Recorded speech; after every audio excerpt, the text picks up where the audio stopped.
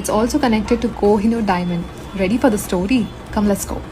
After Kolkata Kali Mata temple, India's next most powerful Kali Mata temple is in Warangal Bhadrakali temple. Originally built in 625 AD by Pulakesin II of Chalukya dynasty. The speciality is that goddess idol here is carved from one single stone. Anduke manam Ekashila Vigraham ani pilustam. And I was just wondering, Kali Mata is usually in a Raudra roof form, right? Weapons, skull garland untundi, Shiva under her feet, tongue out. But here she looks so pleasant, like peaceful and motherly. Why? Until 1950, she used to be in a very Raudra Roopamanta.